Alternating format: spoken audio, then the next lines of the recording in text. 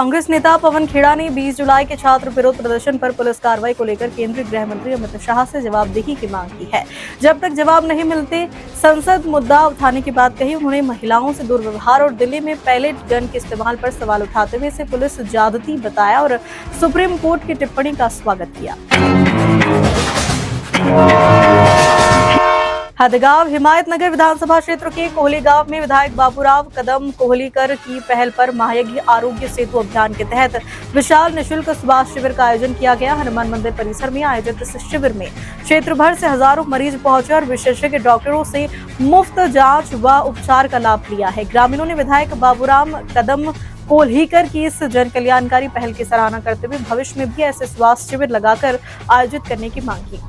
पोटामध्ये काही सर्जरी असेल, कोणाचे ब्रेनचा असेल किंवा कोणाचे अस्थिचे असतील, अशा सगळ्या रुग्णांना शेवटच्या रुग्णापर्यंत आम्ही काळजी घेतो आणि गुलाबी कलरची ज्यांना ज्यांना पावती दिली त्यांना आम्ही मेके सांगवीला पुढील तपासण्यासाठी नेतो आणि जे पेशंट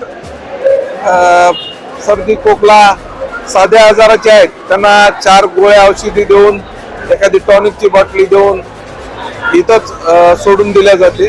परंतु हे जे शिबिर आहे काहीतरी दुसरा मेजर आजार आहे म्हणजे ज्यांना पुढील उपचाराची गरज आहे अशा रुग्णांसाठीच आहे। बिहार में प्रदर्शनकारी छात्रों पर AK-47 का इस्तेमाल हुआ। राहुल गांधी ने बीजेपी सरकार पर छात्रों के साथ बर्बरता करने का आरोप लगाया है। उन्होंने कहा कि बिहार में प्रदर्शनकारी छात्रों पर AK-47 से गोलियां चलाई गई और दिल्ली में प्रदर्शनकारियों पर पैलेट गन का इस्तेमाल किया। आपको बता दें कि T20 जनता पार्टी का कहना है कि वह न तो मुफ्त पेट्रोल मांग रही है और न ही एथेनॉल मिश्रित ईंधन पर पूरी तरीके से रोक चाहती है। उसकी मुख्य मांग है कि उपभोक्ताओं को विकल्प दिया जाए कि वे चाहे तो 100% पेट्रोल खरीद सके। प्रधानमंत्री नरेंद्र मोदी ने राष्ट्रीय परीक्षा एजेंसी द्वारा आयोजित की जाने वाली परीक्षाओं में सुधार के लिए इंफोसिस के सह संस्थापक नंदन नीलेकणी की अध्यक्षता में एक उच्चाधिकारी प्राप्त कार्यबल के गठन की रविवार की घोषणा की।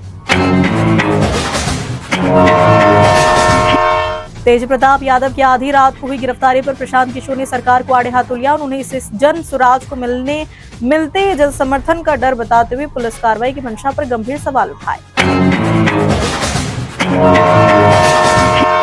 28 फरवरी को शुरू हुई जंग के बाद ईरान पर हमलों के दूसरे दौर में अमेरिकी सेना लगातार 13 रातों तक ईरानी सैन्य ठिकानों पर बमबारी करती रही। 23 जुलाई को अमेरिकी राष्ट्रपति डोनाल्ड ट्रंप ने पत्रकारों के सामने आक्रामक रुख अपनाते हुए स्पष्ट संकेत दिए कि वे ईरान पर और बड़ा हमला करने जा रहे हैं। यूपी विधानसभा चुनाव से पहले समाजवादी पार्टी अपनी चुनावी रणनीति में बड़ा कदम करने की तैयारी में है। पार्टी सूत्रों के मुताबिक सपा सामान्य सीटों पर भी दलित उम्मीदवार उतारने की योजना बना रही है। इसे पीडीए समीकरण को मजबूत करने और दलित वोट बैंक में अपनी पकड़ बनाने की रणनीति के तौर पर देखा जा रहा। भाजपा ने इस रणनीति पर सवाल उठाए हैं। पंजाब के मुख्यमंत्री भगवंत मान ने आप सरकार के दौरान पेपर लीक के आरोपों को सिरे से खारिज कर दिया, जबकि विपक्ष ने धर्मेंद्र प्रधान के इस्तीफे का हवाला देते हुए पंजाब में जवाबदेही की मांग की। मान ने स्वीकारा कि नकल के 2 मामले सामने आए थे जहां ब्लूटूथ पेन का इस्तेमाल हुआ, जिसमें 21 लोग गिरफ्तार हुए, लेकिन उन्होंने इसे प्रश्न पत्र लीक होने से अलग बताया। केंद्रीय वित्त मंत्री निर्मला सीतारमण ने आयकर विभाग के अधिकारियों से ईमानदार करदाताओं के लिए प्रक्रिया को आसान बनाने और जानबूझकर कर चोरी करने वालों के खिलाफ सख्त कार्रवाई करने को कहा। उन्होंने उत्तरदायित्व कर प्रशासन के लिए 5 प्राथमिकताओं पर विशेष जोर दिया। वित्त मंत्री ने कहा कि विभाग की भूमिका केवल कर तक संग्रह सीमित नहीं है, बल्कि इसमें पारदर्शिता और सेवा भाव भी शामिल है।